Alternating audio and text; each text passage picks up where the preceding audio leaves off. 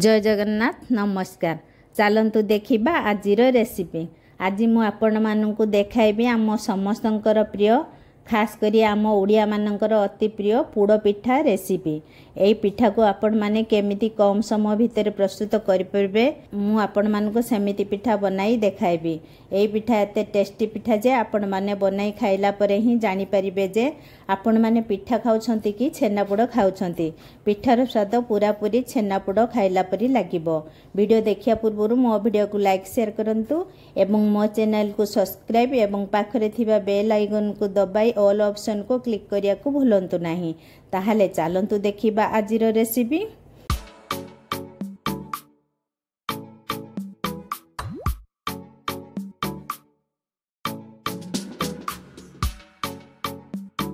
एठी मु 2 बाउल चाउल नेछि।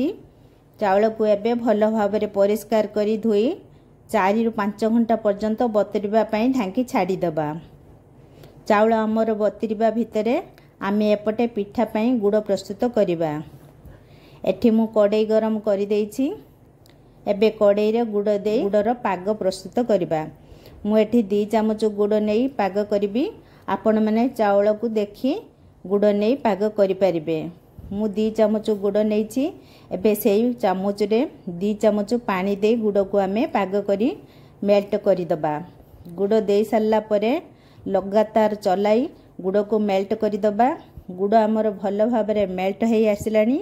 एबे गैस को ऑफ करि दबा। गुड़ को बेसी समय पर्यंत फुटाइबा नाही, कारण बेसी समय पर्यंत फुटाइले गुड़ आमर मोटा हेई जिवो।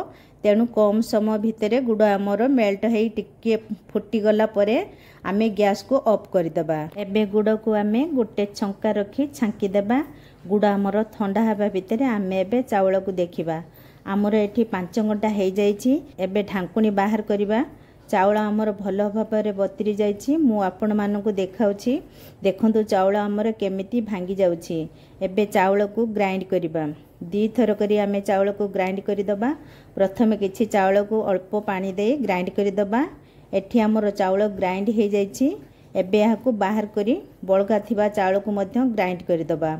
सबु जाक चाउल आमर एठी ग्राइंड हेई जाइछि। देखंतु चाउल आमर चिकन हेई ग्राइंड हेई जाइछि। एबे आमे चाउल बेटर रे खीर देबा।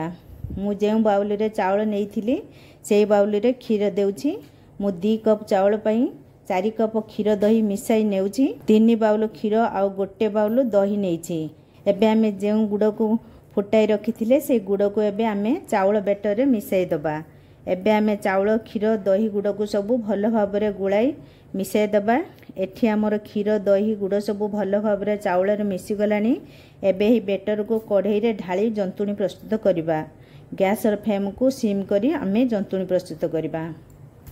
पिठा को आपण माने 15 ରୁ 20 दिन पर्यंत रखी खाई पेरे किछि भी खराब हेबो नाही, कारण एई पिठा रे दही पड़िछि।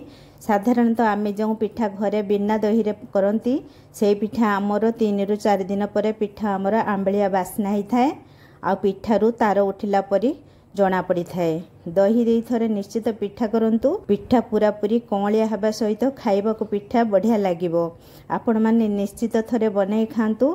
तापरे आपण माने जानि परिबे पिठा केमिति लागिला। आमे बेटर दे सारला परे लगातार चलाइबा, नहेले तळे लागी बेटर आमर पोड़ी जिवो। बेसी कष्ट हेबो नाही ए जंतुणी प्रस्तुत करिया पई, कारण आमे प्रथम सबु किछि मिसाई सारी छंती। तेणु कम समय भितरे आमर जंतुणी प्रस्तुत हेई जिवो। देखंतु जंतुणी आमर केते शीघ्र मोटा हेई गलानी। एबे स्वाद अनुसार लूण देबा। एबे किछि काजू बादाम को मु छोट छोट खंड करी काटिकी रखित्री ताकू देबी। किछि नडिया खंड आउ किछि नडिया कुरा आउ किछि चारु मगज देई सबको भल भाबरे मिसाई देबी। जंतुणी आमर भल भाबरे हेई आसिलानी। एबे किछि गुआ घियो देई भल भाबरे मिसाई दबा। मु जेउ लवंग गुजराती गोलमरिच नेइथिली ताकू मु गुंड करी देइछि। एबे आउ किछि समय चलाई एबे आउ 2 चामच घियो देई भल भाबरे मिसाई दबा। एमिति घियो मझिरे मझिरे देले पिठा आमर पूरा पूरी कमलिया हेबा सहित पिठार स्वाद आहुरी 2 गुणा बढ़ी जिवो। जंतुणी आमर भल भाबरे हेई गलानी। कड़ाई रे आउ किछि भी जंतुणी आमर लागु नाही। आपे आपे जंतुणी आमर उठी आसुछि। एबे गैस को ऑफ करि दबा।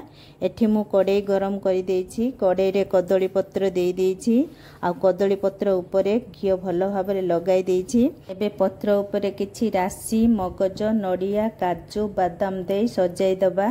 तापरे जंती रखिथिबा जंतुणी को देई खड़िकारे जंतुणी को भल भाव खेलाई पानी हाथ है पिठा को थापी दबा। कारण जंतुणी आमर पूरापूरी गरम अच्छी हाथ रे करी हेउ नाही। तेणु गोटे बाउल रे दाबी दाबी पिठा को समान करे पुणी पिठा उपरे राशि मगज नड़िया काजू बादाम दे भल भाव सजाई पिठा को सिझिबा पई 40 रु 45 मिनिट पर्यंत ढांकी छाड़ी दबा। मु एही पिठारे काजू बादाम नड़िया मगज राशि दे करिछि। आपण मानकु पसंद थिले दे करि परिबे नहले खाली एमिति नड़िया दे करि परिबे। जेमिति आपण मानकर पसंद सेमिति करि परिबे। एठी हमर 45 मिनिट हे सारिछि। एबे आमे पिठारू ढांकुनी बाहर करिबा।